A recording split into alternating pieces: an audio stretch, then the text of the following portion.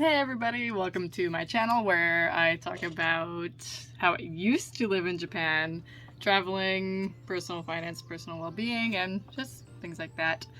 I talked to some people online and they were saying that it would be great if I could do a video about JET's impact on my career. I think what more appropriate day to do that than my first orientation day of my job. So I got a job at a large aerospace manufacturer, so very exciting. I learned a lot of things today. I'm very excited to work there. So yeah, I just wanted to do like a Q&A kind of type of video and just talk about my experience and how JET has impacted my career and some of my advice. So the quick and dirty about my background. So I studied material science and engineering. I stayed in Japan on JET for 5 years and I left in 2022. And it took me about 3 months to get a job. I applied for a job, traveled for a little bit after that, came back and essentially interviewed while I was traveling, got the job, came back, had maybe about a month just to relax, and then started working. So the meaty question is, how did it impact my career?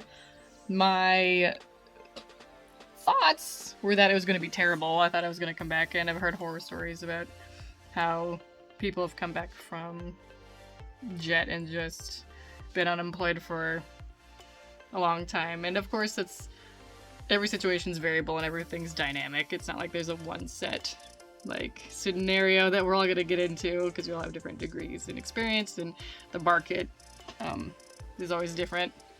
Hiring versus a company market versus employee market or whatever they call it. But didn't really have an impact other than a few minor drawbacks of I would be at a higher engineering level if I had done engineering all this time instead of doing Japan, but I 4,000% would have much rather done Japan, seen the world, been weird, got some of my weird out, because that's never gonna get out all the way, but just gonna enjoy the world. And I've had multiple people actually tell me, wow, people should do that more, especially in America, because it seems like Australians and Europeans do this whole working holiday thing, but in America we're just so focused on the grind and high school and then college and then job and then retire, that no one really gives that room to even consider living abroad. So I think it's a huge personal impact, and on the career, really, I was able to link in kind of the really sporadic nature of the job and a lot of the project management. For example, at least at my school, we managed and made the classes and not curriculum, but we managed the classes and what the students would learn in about 5 to 6 classes. I think 2 or 3 of which the ALTs solely were the ones making it. So I'd market that as project management. You have multiple projects and multiple deadlines that are rolling and at different times, so you have to balance those.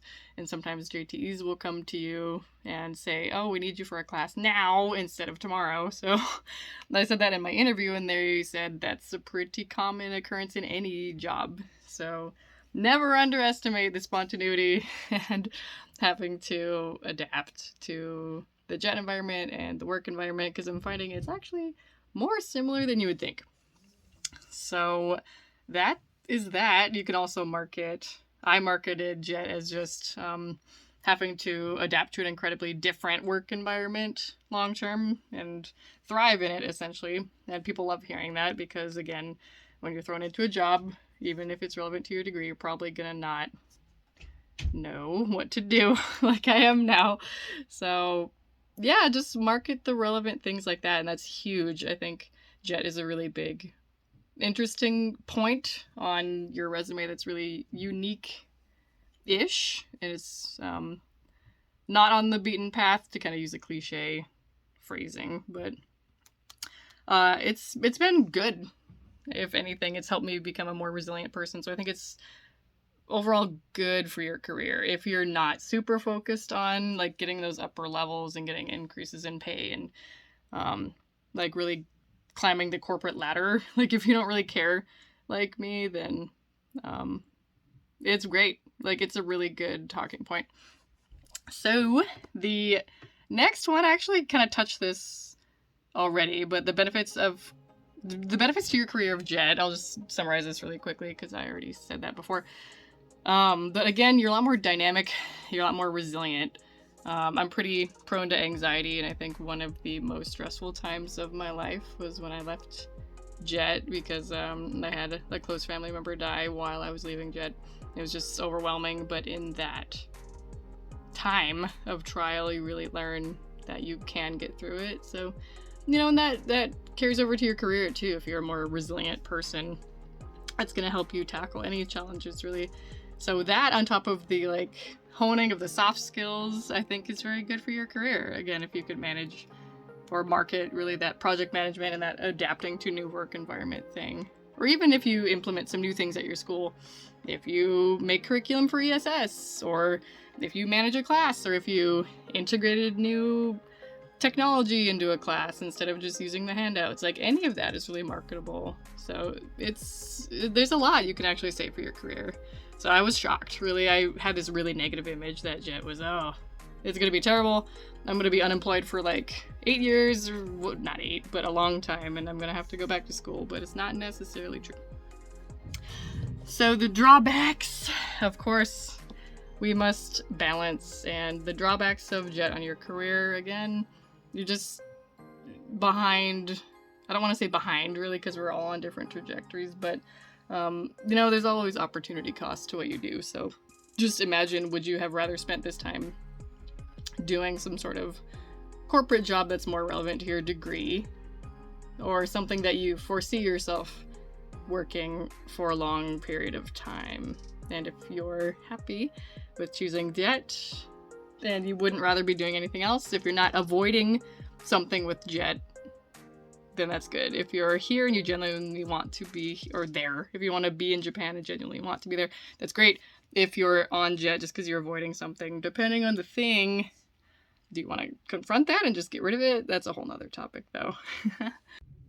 So one other piece I wanted to add into is that I thought people would question me, specifically in the engineering field. I thought people would question me as to why I deviated from studying engineering in school and then just deviating from the whole field for 5 years. And to my surprise, at least, I did 2 interviews. One with like an electric car company and then one with a large aerospace. And no one ever asked me why I deviated from what I studied. And I thought I had this image that everything's all like, oh, I gotta do this one thing. But like no one really cared. Or rather they did, but they weren't like looking down on me for just going like all over the place. So that was a really huge thing that I learned. So really, in essence, it depends. I think it really depends. So this is all incredibly variable. Again, it depends on what you studied.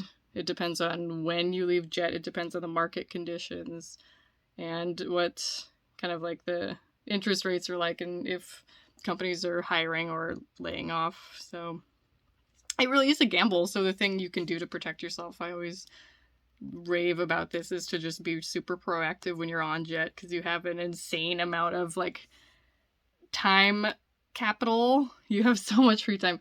So just use that to be super proactive. And if you really want to be on top of it, like learn a new skill, learn Japanese, learn coding or something. Because if I tallied up how many hours I had on JET over 5 years of free time, it would easily probably equate to some sort of master's degree or like pretty, maybe halfway to a bachelor's degree. So utilize that time.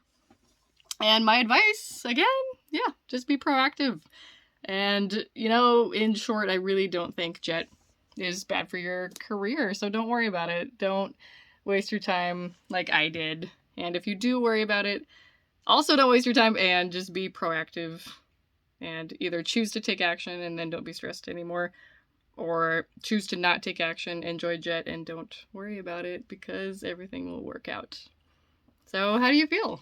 Do you think you're going to stay in Japan for a long time? Do you want to work abroad somewhere else? Maybe do Epic in South Korea or work in maybe Peru or Thailand? What's your plan?